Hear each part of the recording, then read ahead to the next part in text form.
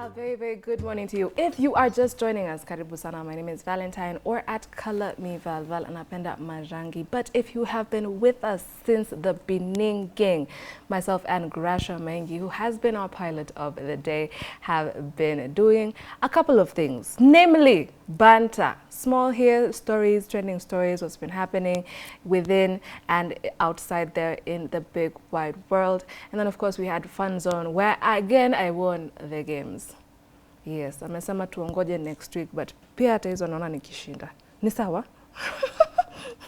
Our question of the day, in case you do not know or have forgotten, tumesema kwanza good morning. You're watching hashtag When the Morning with myself and Grasha Maingi, navigating the workplace harassment, or navigating workplace harassment. Sorry, J ladies wanaweza deal aje na workplace harassment. We have narrowed it down to just ladies in the question, but please, gentlemen, I encourage you, if you have any schools of thought, please throw them in here. If you have an experience, please throw it in here. We would be more than happy and glad to hear about it. Okay, let me just start haphazardly. Anyway, boom, Trevor Deno says, good morning, my people. About the topic, I think the question should be, how can men deal with harassment while at work? Because right now, men are the people undergoing harassment compared to ladies. Wow. I feel like I just want to stop there and get this conversation started. Hey, really? Let me just read that again. Trevor Deno says, good morning, my people. About the topic, I think the question should be, how can men deal with harassment while at work? Because right now, men are the people undergoing harassment as compared to that is the female counterparts. All right, let me leave the floor, first of all, to the beautiful ladies in studio. Let them introduce themselves, tell us a little bit about who they are, and then we get into it. I'll start with you. Good morning. Good morning. How are you? I'm fine, and you? I am well. Thank you for asking. Nikuchoka bwana, nimechoka kuongea, but I just love what I do. Yes. What's your good name? My name is Margaret Oyamo, and even asking someone, how are you? Nowadays is like a gift, because people are not okay. It's so true. The way you have said that, thank you for asking. So that question of how are you this morning is very important. So my name is Margaret Oyamo. I'm a psychologist by profession. Yes, and I'm so happy to be here. Okay, we're glad to have you. Do you have social media? Can we Yes, I have a YouTube channel. I talk about mental wellness, because many people, they come to me and they're like, how can other people hear this information? So I decided to start a YouTube channel by the name Margaret Oyamo, and I talk basically about mental wellness. Yes. Your voice is very soothing. Thank you. Yes. Ningekuwa na shida kubwa ningekuwa imepotea kidogo. Good morning. Good morning. How are you? You look lovely. Very fine, and you? Thank you. I'm well. Thank you for checking on me. I'm well. My name is Esther Mwikali. I'm a trauma counselor. Okay. Though I wear many hats, but for today I'm talking about the counseling issues. Okay. I'm also a civic educator and also a champion of gender-based violence. Okay. So today I'm just sticking to the counseling. Okay. Okay. Yeah. Wow. Indeed, many hats. Yeah. Last week actually we were talking about gender-based violence, and one of the branches that say quote unquote is sexual harassment. And harassment also just happens to be a huge umbrella where we have, you know, physical, I've seen visual. I don't know how you can be visually harassed. Ama ni kuniangalia vibaya, uniharass. Unaweza niangalia vibaya kwa harassment. Hata kuzima macho moja tu hivi. Some people, they can point to their eyes. So that's harassment. Check it. Okay, But language. Okay. Let's break it down. What is harassment? Maybe let me start with you. So harassment is where somebody does something to you that is not ethically okay, that is not rightful for you. So basically, harassment, the way you have said, is someone can use their eyes. So there is two types of harassment. Number one is physical. Number two is verbal. So verbal harassment is where somebody can say something bad to you. Unakaa vibaya. Mimi sikupendangi tu, you know, those kind of words. So somebody can harass you verbally or physically. It's the same thing with sexual harassment. It can be verbally or physically. So you have two types of harassment. Okay. Yes. Would you echo the same? There are two types. as you said, harassment is just an unwelcoming conduct whereby you can use it verbally, visually, or physically. And also, as you said, you can just talk to somebody like, you can even whistle to somebody. Yes, unaambia mtu na wewe ni aje hiyo, yani una describe even una body shame, unamwongelelea tu nini, funny language, anything that unwelcoming and unethical to somebody, ile mtu ukimfanyia na feel is not okay, anjafurahia. And it most happens in our workplaces. Okay. Yeah. So if I am welcoming, if this person I feel looks some type of aesthetically pleasing way, and he's doing the things that someone else I do not welcome, but I welcome this one, that is not harassment. No, if you welcome, it isn't. So if you are okay with it, it is a crush. I boendele kunisalimia niite mama sijui kama if you are okay, yes. But if you are not okay, then that is harassment. So consent is very key. It's very key in that case, in this case. And how far of harassment, maybe if there's an SI unit, because we're in a very digital age right now. Social media has come to bring certain spaces and situations. So there's online harassment now. So online harassment ni kuniambia Eval, leo macho moja sijui nakaje, or what you're saying, I do not agree with you. Because actually my co-host was giving me an example of something that she watched that someone took out of context. She did not go ahead and comment, but I'm assuming maybe someone else did. So if I feel I'm right and you're wrong, and I make it clear, is that harassment? Actually, number one, most people, they don't know that they're being harassed. It starts with self-awareness. What do you allow? We all have boundaries. So the things that you can do to me and I'm comfortable, but the things I'll tell you, Val, I'm not comfortable going past this, right?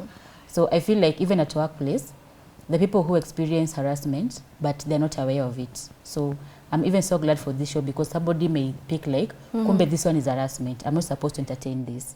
So number one thing about harassment is something that you're not comfortable with. You know, there are people who they're being harassed and they're comfortable with harassment. Sometimes this they don't know, but sometimes they facilitate the harassment. Because they say, tumezoeana, you understand? Yes. So if someone comes and does something repeatedly to you, and they don't see you like telling them, I'm not comfortable, they'll continue to do it. And you know, harassment is like a baby. When a baby is stealing sugar and you don't tell them stop, they'll be stealing the sugar looking at you, so that you tell them stop and then they stop. But if you don't tell them anything, they'll continue. So I think at workplace, because you find that something may happen repeatedly, and then you are like, yo, this is not right. Even I can tell you, Val, I don't like the way so-and-so is treating you, but you're okay, because you don't know this person is harassing you. So basically, I think like harassment is something that happens in our day-to-day life, but sometimes we're not aware of it, or we are just unconscious about it. But when something happened repeatedly, we'll be able to pick that this one is not right. And your friend or your colleague can help you by telling you that, I don't think this is right. Yes. So can you build a kind of tolerance to harassment? Yes. Ulianza kuni harass, alafu nikasikia, but maybe if I was giving an example of let's say, someone who's on probation, on probationary terms in a particular establishment for 3, 6 months, whatever duration. So you come in and then you encounter what you know is harassment, but everyone else is so, let's close one eye and move on, because tushamzoea. And if you go complain, they'll send you back to the person who is harassing you. That's the kind of power they're wielding. Yes. So now, what would you do in such a situation?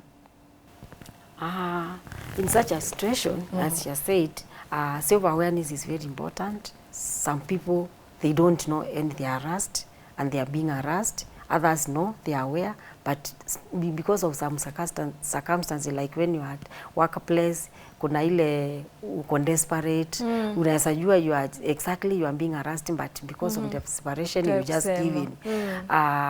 You asked to what extent you are supposed to support somebody. It's your boss, should I tolerate? Maybe asiniguze, but akiniongelesha hivyo, I can just go cringe somewhere else, but bora janiguza. Is yeah, that but tolerance? as women and also even men, we should have boundaries at workplace.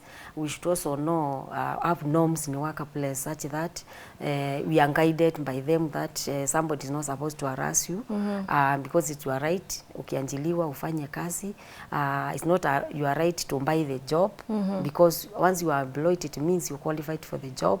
So you should have a boundary between you and your boss, and if it persists, then there are channels to use because there are laws guiding people at work, like Civil Rights Act, and also the employment and labor, and also all the other laws guiding people at work. So you are just being guided by them. So no one is supposed to harass you. If you are not aware, then the other women are supposed to create that awareness so that every woman and every person at place of work, they are aware that it is your right to work without harassment, and harassment should be done, it should be done if you give consent, but without your consent, they should have boundaries. They should respect you. You look like you have something to say. Say it, it's okay. Yeah. You know, one major cause of harassment at work is power harassment, what you have said, because people are so desperate for jobs. And when you are giving that story of being on a probation, you know you are really anticipating for this job, and maybe you have a lot of responsibilities at home. And as we have seen even for the couple of last time, Gen Z is having this mandamano all over because people are so jobless and people have gone to school, they have papers.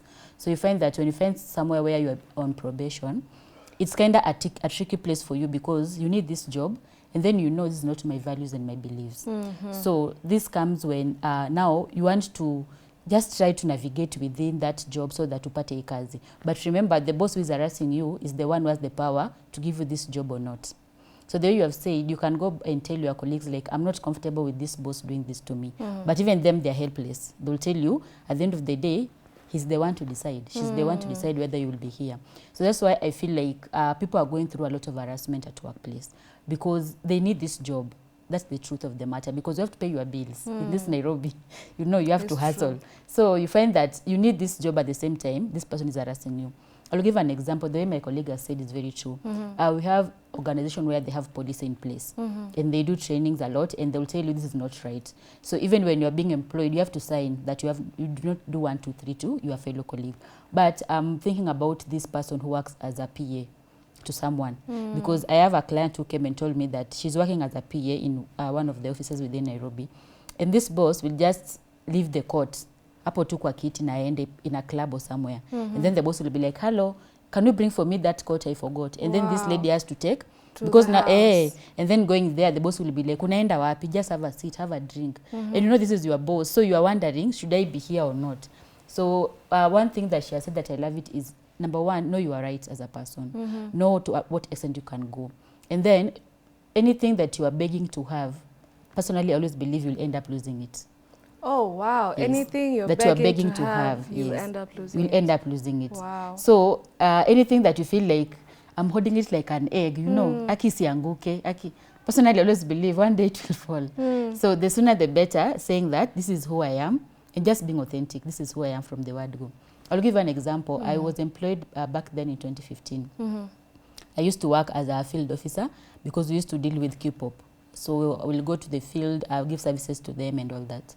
So my boss used to harass me a lot because now when I'm writing a proposal of the field, because we need finances, he's the one to sign that.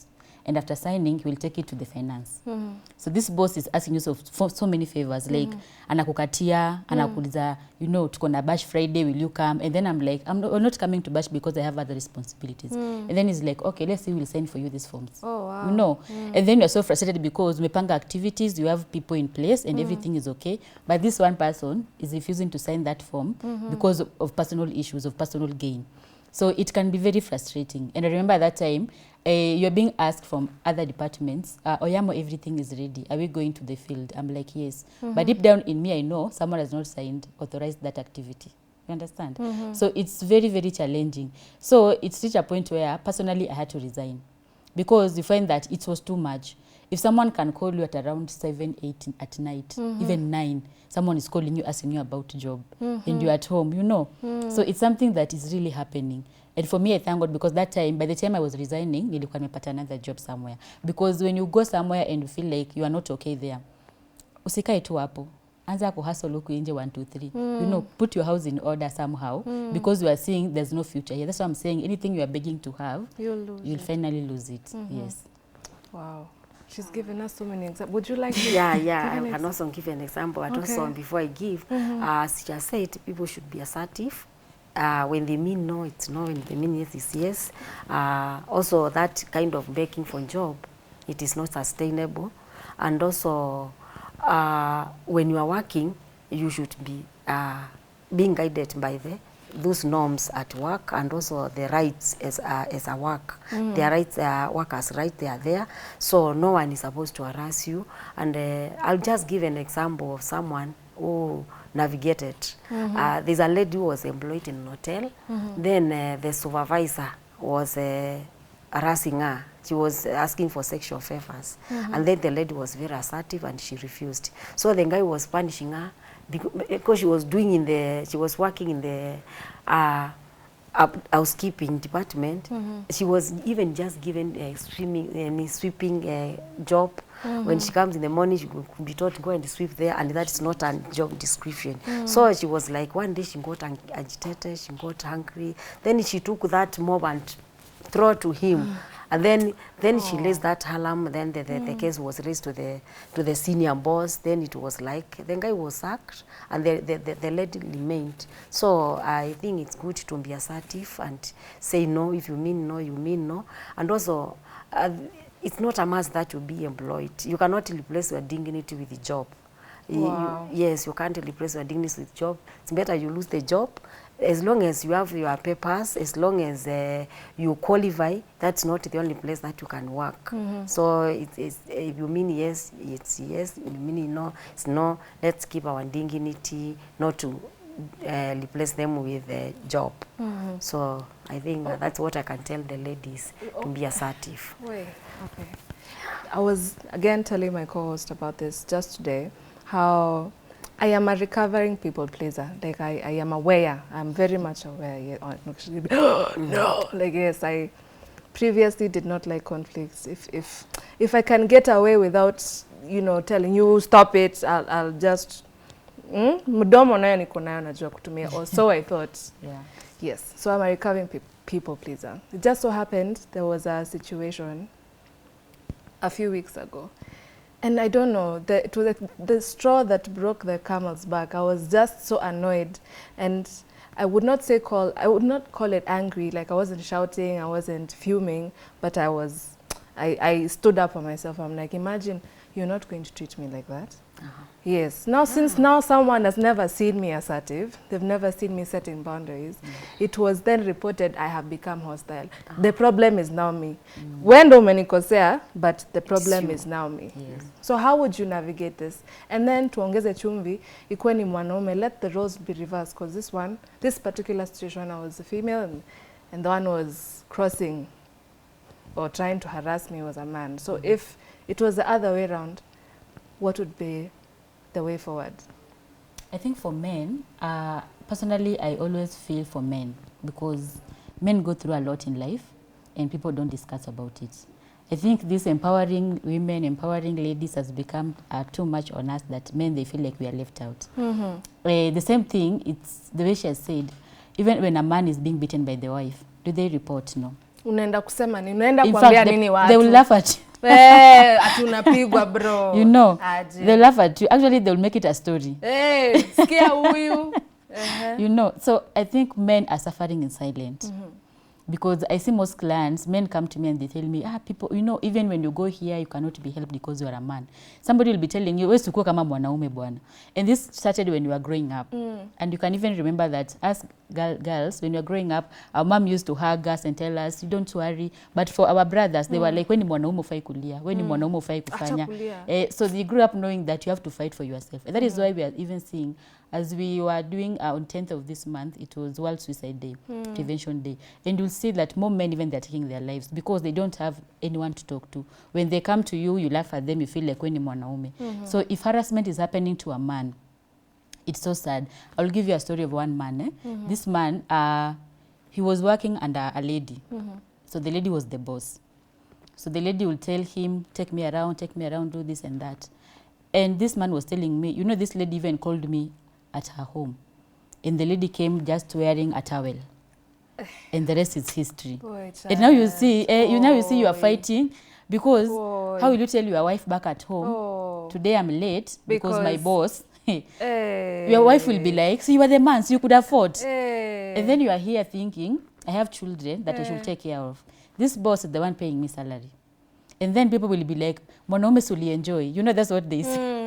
Macho hana Yeah. pazia tena. People don't believe that men can be raped. They'll even say, suli enjoy bwana. You hata ilijipa. Wow. You hata ukusweat. Ulianguka nayo, you know. Ah. So you find that men are going through a lot and men cannot even speak up. So if a man is going through harassment, for me, it's 10 times sad than a woman, because a woman you can speak out and people will hear you. When you go to the police and you are a lady, they will even tell you, hey, akipole umefanya nini, you know. But if you're a man, they will just create it as a story. So I think that men also should know their rights, the way she has said. Men should know that it is normal to report. For me, I always feel like when I have a client who is a man and the client is able to open up and to shed tears, personally, I always feel good, because at least this man is knowing being vulnerable is not a weakness. Being vulnerable is not a sin. I mean, we are all human beings. I don't think there's something special in a man that makes them to be harder than in a woman. So when a man is vulnerable, let men know that being vulnerable is not a weakness. If you come to me as a psychologist and tell me, Oyamo, I have this problem, it tells me that you are very strong and you know who you are and you know that you are not mentally okay. So seeking for help, even as men go to seek for help, let men know that it is not a weakness. The fact that you are a man does not immune you to challenges and to problems. Yes. A funny thing you should say, okay, as it transpired to you, funny thing that you said that Sahi tumesema war unto you who has a journalist friend. You be used as a case study, but he's also a journalist. So. Okay. But he told me this in a safe space. Yeah. So aliniambia at some point he was a food vendor, one of these local food vendors on the street. So but not in Nairobi at the time, kabla kuje. So at he was also making deliveries. So some loyal customer of his, you know, asked for a particular product, so he was taking it to the house. Auntie was just like, you, at least the other one had a towel. The boy ran, and I thought he was joking at the time, but his face, he was so traumatized, like he still hasn't gotten over it. Yeah. So how do you create a safe space for the boy child to, you know, speak about his trauma, no matter how embarrassing he thinks it is? Okay, thank you. I think when I was coming here last night, when I said I will be here, someone from where we work from, a man asked me, why are you not going to talk about men? So I think wherever he is, we are not only talking about women, we are also saying we are all human beings. Harassment can be done to anyone. And also, I think this problem comes, we normally say their childhood trauma experiences, and the way we have been socialized, it is the way we come up in our lives. Men have been socialized, being told that they should be strong, they should not cry, but we normally encourage it is okay to cry, and it's also okay to be vulnerable, because we are all human beings and we are breaking points. So we cannot say because you are a man that you are stronger than any other person. We have emotions, all of us. So what I can say, men suffer more, as she has said, because they don't speak up. Women speak up more than men. Women also talk. There's that an analogy that women speak more words in a day than it's men. True. So that's one of the healing concept. And men do not speak up because they remember, oh, when I speak up, I will be taught I'm weak. Ati mwanamume analia. So I think, yeah, ati mwanamume analia. Why is the man crying? Is a man not a human being? So I encourage men to also speak up.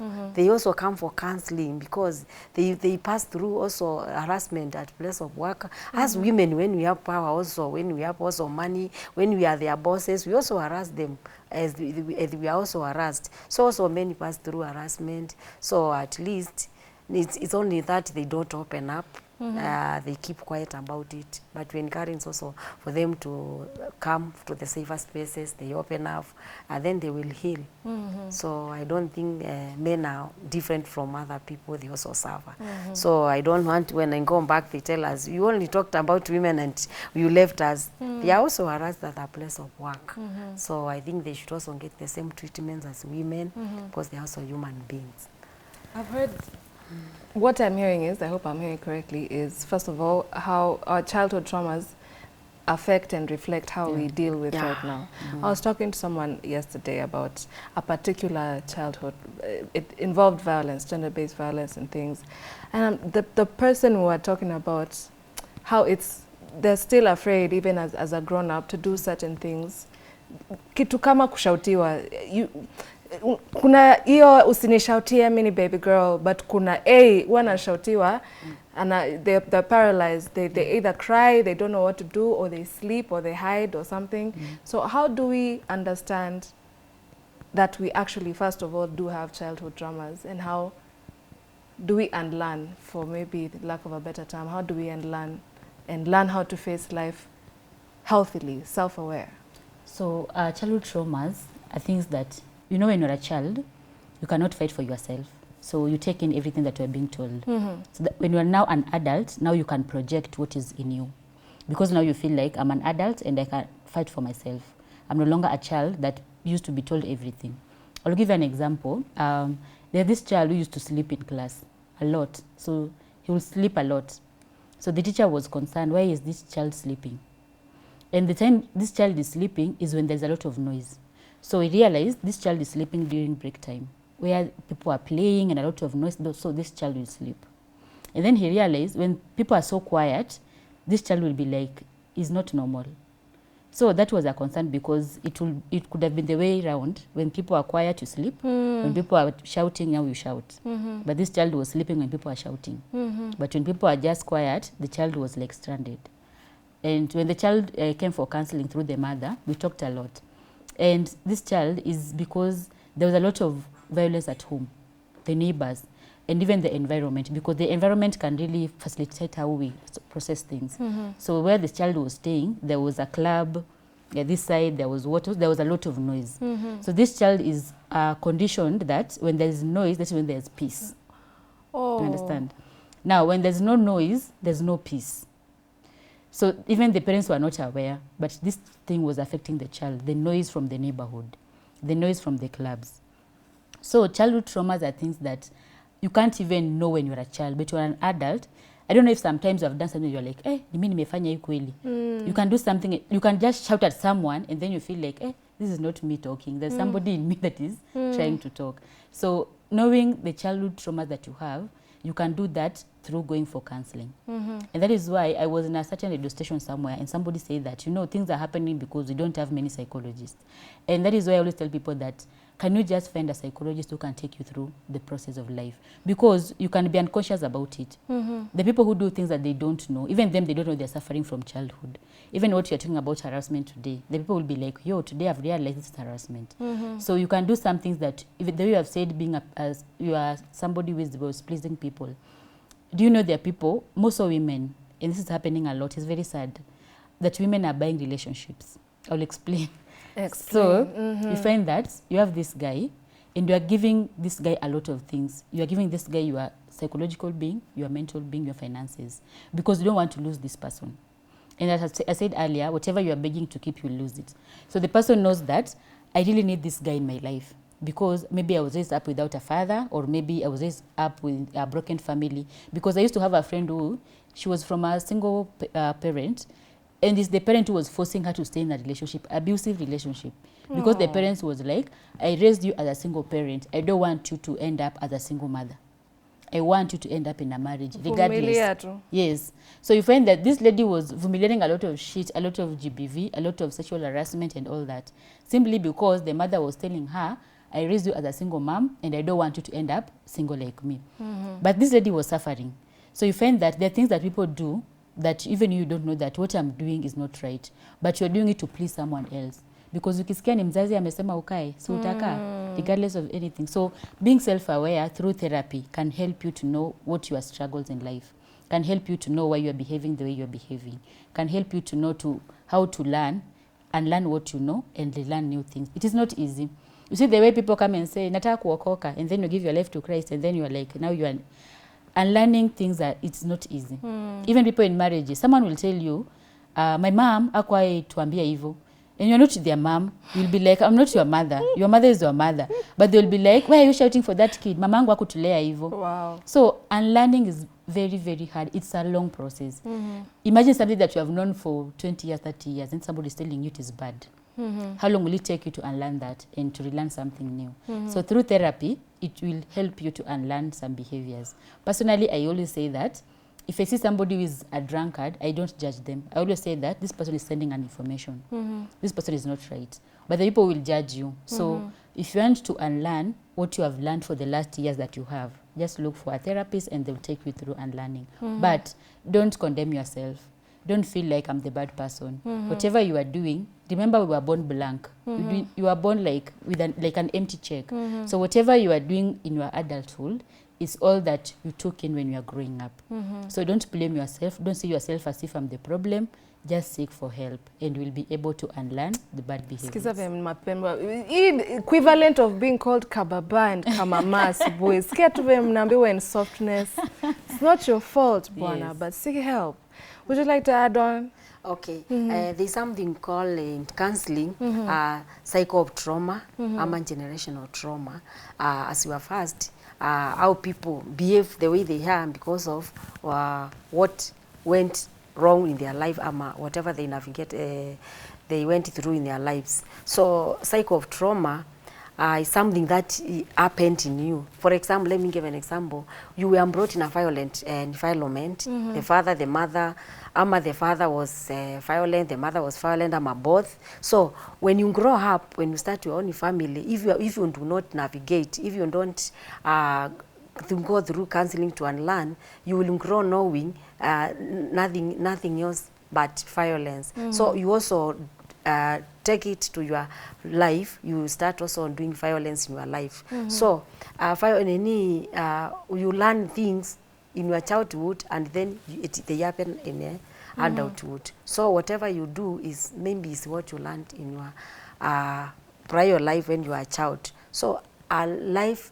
childhood experience, unless you go through a process of healing, and that's maybe you go for counseling so that you can heal.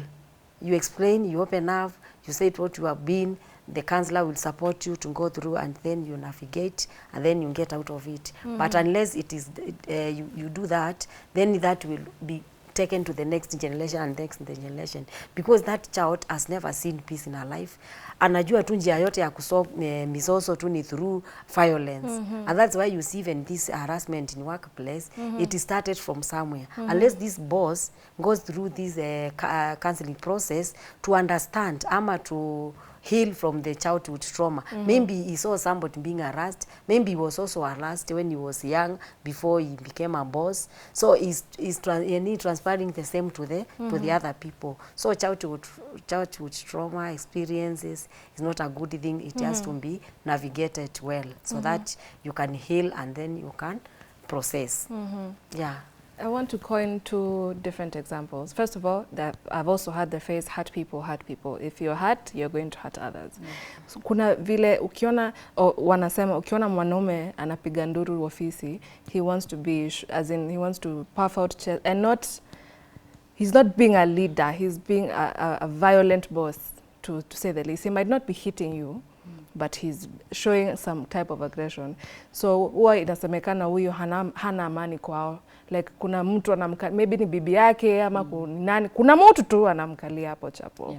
Aya, the second scenario is you find, again with the school of thought that ladies, we are not for each other. So tapata, if we're gunning for the same position, I would not want to get mine out of merit. Ndena nikatie boss wangu ni cheze kama mimi. We are both qualified, and you're probably even more qualified than me. I don't even want to work hard possibly, but I want the job. So I'll do all the best possible ways to get favor with the boss's eyes. So either way there's trauma there. Which one do you want to take on? So I'll talk about that one of going to sleep with the boss. You know, as ladies, we are our own enemies. Because even on social media, so it's not written in stone, but okay, sometimes. Yes, sometimes, yes, we are our own enemies most of the time, because you find that even on social media, when you see a lady being harassed, just read the comments. It's usually other ladies. Yeah, just read the comments. You'll find only maybe 1 or 2 men, but most of the comments are us ladies. And this comes a lot when it comes even to body shaming. I've seen somebody who has given birth and somebody will be saying the way they have added weight. Hata wahud, yes. Akizatu the Yeah. other day. Just look at the comments. Guys are not talking much. Yes. So you find that even as ladies, instead of encouraging you and telling you, you know, I was there. I'm a mother of 2 or 3 and I was there, just walk the journey, baby fat will go and all that. I'm there body shaming you. So personally, I always say that if you see someone talking bad about you, it is not you the problem. They have their own battles. If you take it like that, you will have peace. You will stop chasing other people's demons, knowing that you are the bad person. So now, you find that you are both qualified.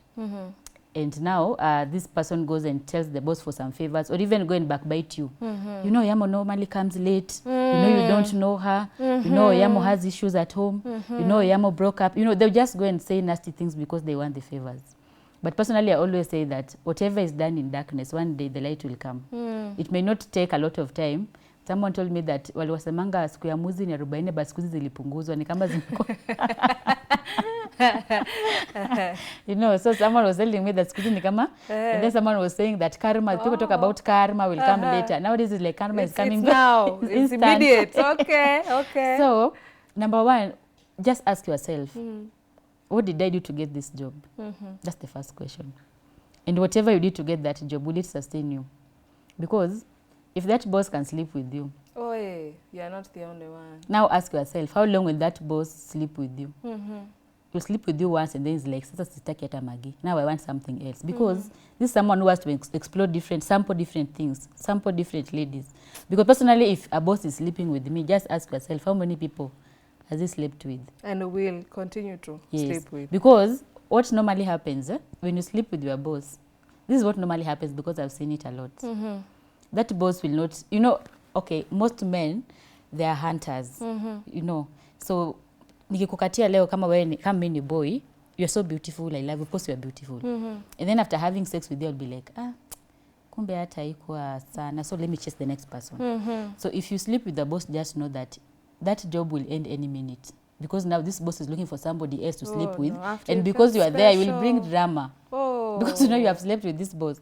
So the boss don't want dramas. So the boss knows that because I've slept with Oyamo, let me get rid of her before I sleep with somebody else. Because if this Oyamo finds out that I'm sleeping with somebody else, Oyamo will be dramatic. Number 2, a wise boss. When someone comes and tells you something about a fellow colleague, if you're a wise boss, you will know this person will say the same things when you're not there.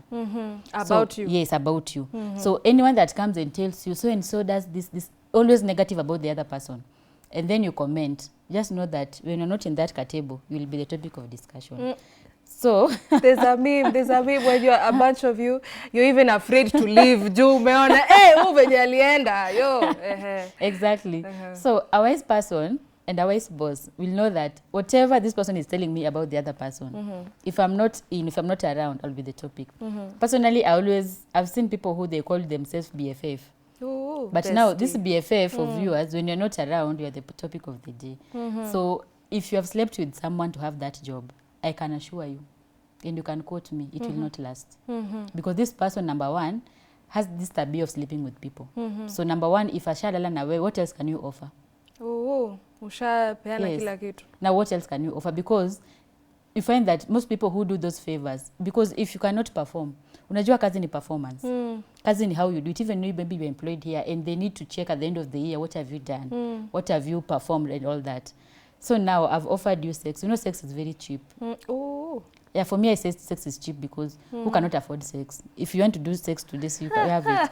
So if that's the only thing that you can offer, then I don't think you have anything that is hidden that somebody will want to see. Yes. So sex is very common. Like it's even in, they say Nairobi is a big bedroom. So if the only thing you can offer as a man or as a woman is sex, then you are done. You need to have your own values. there's something unique about it that you can offer. You can do this job in a different way that is very unique, that somebody else cannot do it. Then you can sell with that. That is something that is unique about you. So have something, have a pillar in yourself that this is what I have that is unique, because anything that is common, anybody can offer it, right? I think I can stop there. Okay, we have like approximately 5 minutes left, so I'll let you maybe conclude. Yeah, as you said, I will not say exactly what you said. Women are enemies of their own. It's all about individual women, because people have different characteristics. There are women who do the same, they are enemies, but there are women who support other women. So I think mostly whenever women are doing that, it's about individual characteristics. And also about the harassment and going to report to the boss, kwenda kujipendekeza, kufanya nini. Maybe what I can tell people, we also, as women, hata we also become, ni sisi wenyewe sasa kitu tunafanya hata pia tukue harassed, because we are not giving boundaries, we are not being assertive, we are not standing strong, because tunataka kasi. But as you said, for example, if you offer sex, what next will you offer? That will be the end. And if somebody can marry a wife and at long last anamundiforce, how about the person like you, mnalala leo tu na amuishi forever? So I think what I could advise women is when you are at your workplace, kuwa assertive, weka boundaries. Usi-exchange mwili yako na kasi, na usikubali dignity yako ikuwe compromise because of a job. There are women who are not employed and they are doing well. There are women who are doing their own businesses. There are women who have been sacked, sacked and they are doing well outside their job. So I think it's just to work on boundaries and you keep you remain your dignity instead of compromising your dignity for work. And also women, we should support other women. When we see our fellow women being harassed, we should stand strong to prevent them. We should stand strong to create awareness on what is supposed to be done, so that you cannot be harassed at place of work. At place of work, the other women should also talk about it.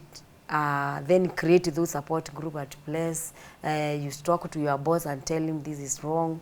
You stand strong like that woman who stood strong and say no to the supervisor. And she made it, and she made her job, and the supervisor was sacked. So I think I can recommend women, let's be our own keeper. We be friends of our own. And then we support other women to navigate this harassment, because today it's me, tomorrow it's you. So that's what I can recommend. Okay. I have one last question that we're going to answer in a sentence, if that's possible. Mbona, and this is I don't want to just place it in the workplace, but ushaitembea hii town tu, whether it's Nairobi, mali tu utapatana na wazungu. Unajua wazungu, I don't, sijui kwao nguo haifai kuvaliwa, I'm not really understanding. But they can walk around with shorts and it's okay. Wewe jaribu kuvaa. Is the color of the thighs the problem, and does not that invite Africans to harassment, but them they should not be harassed? So in a sentence. What I can say about that, just be self-aware and do what makes you happy. Because if you want to do what makes other people happy, then you will die pleasing other people. Thank you. What would also, you like to say?